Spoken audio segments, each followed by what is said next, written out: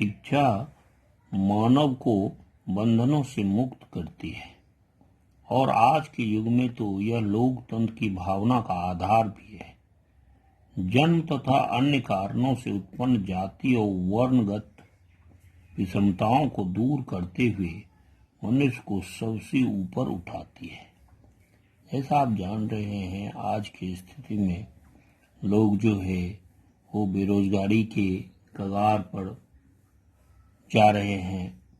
बहुत पढ़े लिखे लोग जो है वो भटक रहे हैं, सरकार के पास नौकरी नहीं है। लेकिन इन सब परिस्थितियों में क्या हार मान लिया जाए? नहीं। हम अक्सर देखते हैं कि कहीं न कहीं लोग समझौता करते हैं और एक छोटी सी छोटी नौकरी भी पाने की कोशिश करते हैं और उसमें वो सफल भी होते हैं, या नौकरी के अलावा वो कोई व्यवसाय भी करते हैं। लेकिन शिक्षा जो है वह अनवरत कार्य है जो जीवन भर चलता है। इसी को ध्यान में रखते हुए हमारे सरकार ने जो है कॉरस्पॉन्डेंस के माध्यम से इंदिरा गांधी मुक्त विश्वविद्यालय के द्वारा शुरू से लेके एमए तक की पढ़ाई की व्यवस्था की है। यह बहुत आसान है, जैसा कि आप सभी जानते हैं। बहुत कम पैसे में इसकी पढ़ाई हो सकती है और सबसे बड़ी बात जो है वो है कि आप अपना नौकरी या व्यवसाय को करते हुए इसे आप कर सकते हैं। जैसा कि कहा गया है, एमए हिंदी के पाठ्यक्रम MHD2 में आधुनिक हिंदी काव्य के सत्रीय कार्यों और सत्रांत परीक्षा में आधुनिक काव्य विविधा में संकलित निम्नलिखित कविताओं से व्याख्यात्मक प्रश्न पूछे जाएंगे।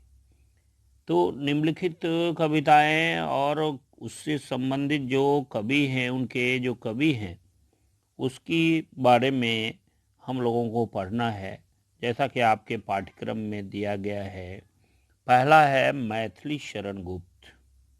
मैथिली शरण गुप्त के संदर्भ में और उनकी दो कविताएं हैं, भारत भारती और साकेत। देखिए स्पष्ट इसमें लिखा हुआ है नवम सर्ग। कौन सा सर्ग पढ़ना है? नवम सर्ग। पूरा साकेत नहीं पढ़ना है, ठीक है ना। तो ये दोनों में से आपको पढ़ना है। लेकिन चूंकि हमें परीक्षा उपयोगी पढ़ना है, सब पढ़ने की जरूरत नहीं है क्योंकि उतना समय तो सबके पास नहीं होता। इसलिए हमें मैथिली शरण गुप्त के बारे में जो पढ़ना है, देखिए आपके इसमें लिखा हुआ है कि पाठ्यक्रम में शामिल सभी कवियों पर निबंधात्मक एवं टिप्पणी परक आलोचनात्मक प्रश्न पूछे जाएंगे। तो सबसे पहले कवि के बारे में थोड़ा पढ़ना है, उसके बाद उससे संबंधित जो कविताएं हैं उस कविता के बारे में भी आपको पढ़ना है, ठीक है।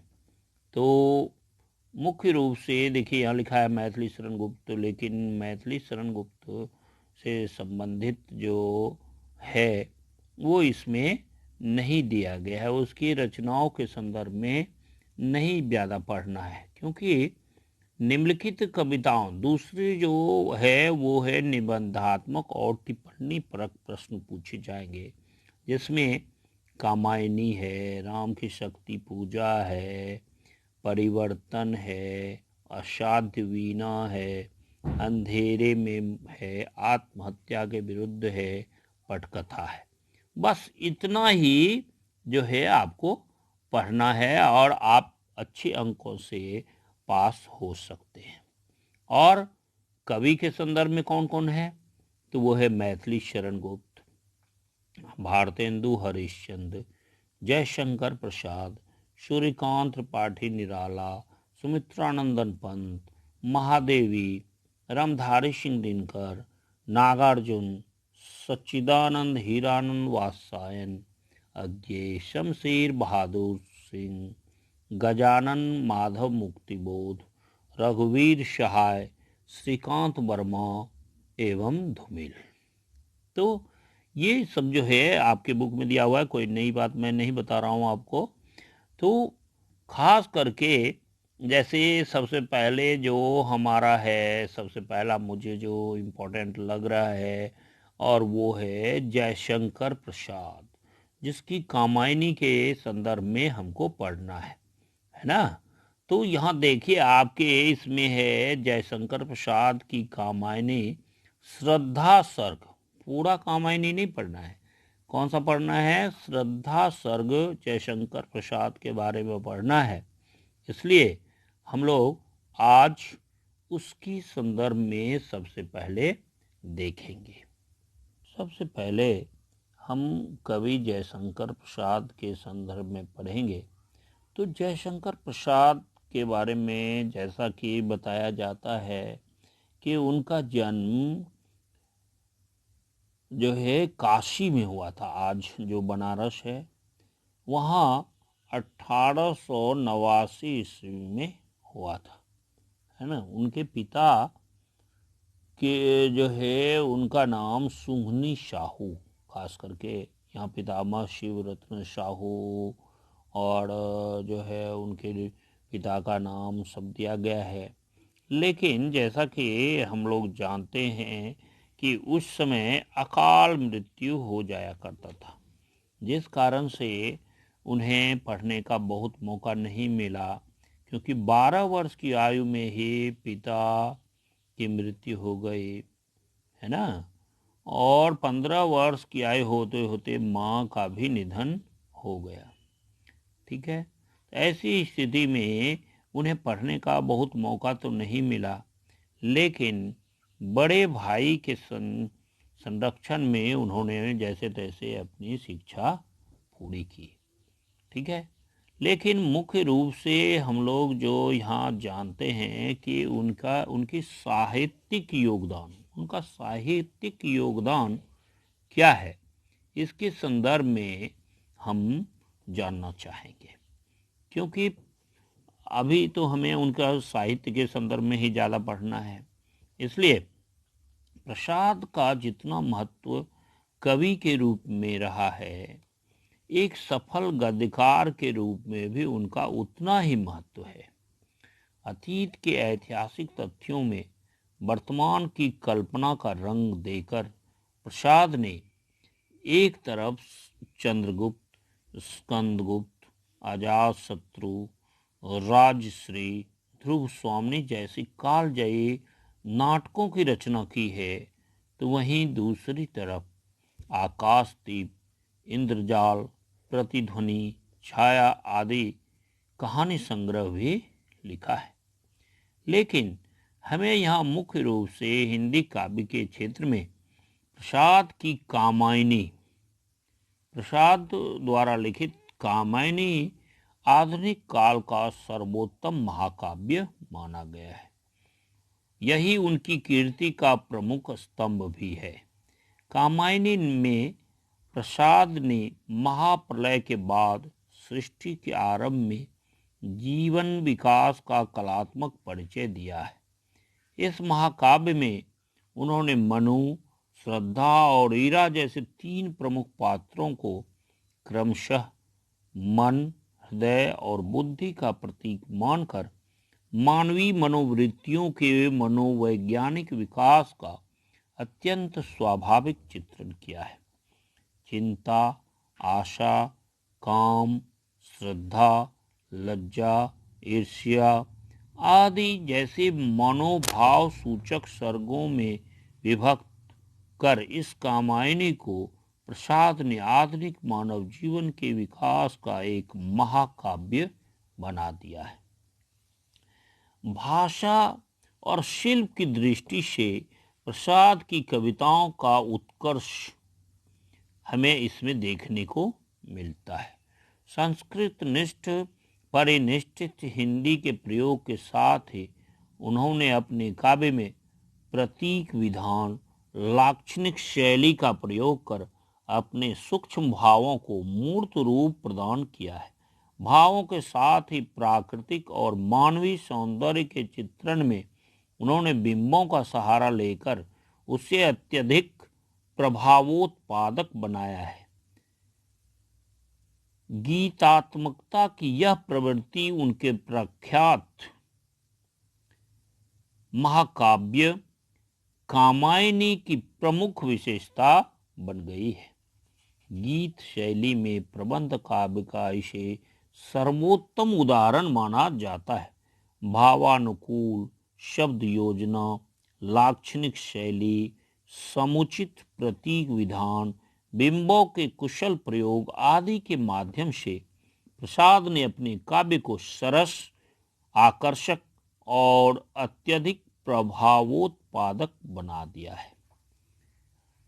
प्रसाद की व्यक्तित्व में उदारता, व्यवहार, कुशलता और विद्वता का अद्भुत मिश्रण मिलता है। प्राचीन के प्रति गहरी आस्था के बावजूद वे नवीन के प्रति जिज्ञासा और प्रशंसा के भाव से ओतप्रोत थे। इस तरह से उन्होंने बहुत सारी रचनाएं की है। उनका काव्य संग्रह है कानन, कुसुम, महाराणा का महत्व, चित्रधार, प्रेम पथिक, आंसू, लहर, कामायनी। नाटक भी लिखा है उन्होंने, उपन्यास भी लिखा है। नाटक में मुख्य रूप से अजात शत्रु, स्कंदगुप्त, चंद्रगुप्त, ध्रुव शामनी आदि। उपन्यास में कंकाल, तितली आदि। कहानी संग्रह में छाया, प्रतिध्वनि, आकाशदीप तथा इंद्रजाल। ये जो है बहुत सारे उनकी रचनाएं हैं। कामायनी श्रद्धा सर्ग। कौन तुम संस्कृति जलनिधि तीर, तरंगों से फेंकी मणि एक, कर रहे निर्जन का चुपचाप प्रभा की धारा से अभिषेक। क्या कर रहा है? कौन तुम संस्कृतिज लनिधि तीर, तरंगों से फेंकी मणि एक, कर रहे निर्जन का चुपचाप प्रभा की धारा से अभिषेक। आप देख रहे हैं भाषा की जो है संस्कृत नृत्य भाषा का प्रयोग हुआ है।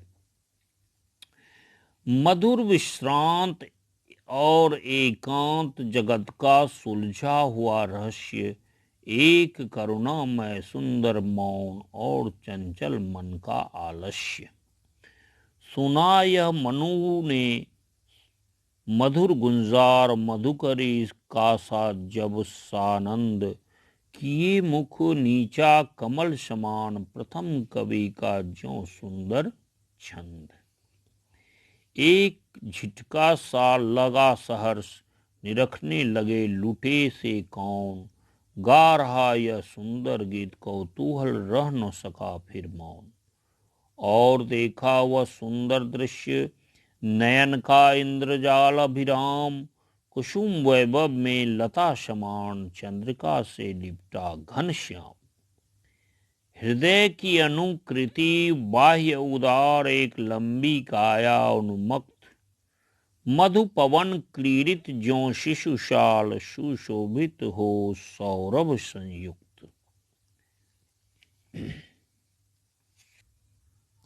श्रद्धा काम गोत्र की बालिका है, इसलिए श्रद्धा के नाम के साथ उसे कामायनी भी कहा जाता है।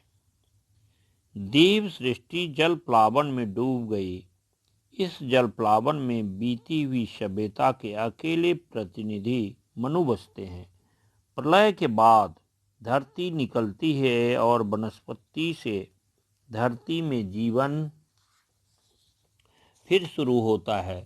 प्रकृति में आशा का संचार हो रहा है, परंतु मानव मनु में अभी जड़ता बनी हुई है। श्रद्धा मनु को रचनात्मक कर्म के लिए प्रेरित करती है। श्रद्धा मनु की चिंताओं को दूर करना चाहती है। श्रद्धा मनु से कहती है, तुम सृष्टि के प्रलय में एक मणि सदृश हो। क्या कह रहा है? तुम सृष्टि के प्रलय में एक मणि सदृश हो। तुम जल भूतल को जीवन की आभा से विभूषित कर रहे हो। मनु के पुरुषत्व को वह जगत का सुलझा हुआ रहस्य मानती है। मनु में विडंबना है, उनका मन चंचल है, लेकिन उसमें आलस्य है और जड़ता है। श्रद्धा के सहयोग से उसके व्यक्तित्व में ये खामियां दूर होती है। प्रसाद मनु के प्रति श्रद्धा के प्रश्न में नाटकीय विडंबना को रचते हैं। मनु में माधुर्य है, शांति है, वह एकांत प्रिय है, उसमें करुणा का सौंदर्य है। मानसिक आलस्य में उसका व्यक्तित्व दबा हुआ रह जाता है। मनु जब निर्जन प्रदेश में मधुवाणी को सुनता है तब वह आनंदित हो जाता है। शांति कमल और कवि के प्रथम छंद के समान उसमें ऊर्जा का आवेग भर जाता है। मनु का मन जीवन की प्रेरणादायिनी शक्ति और स्फूर्ति से भर जाता है। श्रद्धा के कोमल स्वरों को सुनकर उसे देखने की कौतूहलता उसमें जागती है। इस स्थल पर कवि ने श्रद्धा के रूप में वर्णन में अद्भुत प्रतीकों और उपमाओं का प्रयोग किया है। तो इस तरह से आपने देखा शुरू में जो इसमें बताया गया है कि जो बेचारा तो पहले से परेशान है, लेकिन श्रद्धा के स्वर से वह जो है उद्वेलित होता है और उसे खोजने के लिए वो निकल पड़ता है। आज यहीं तक हम लोग करते हैं।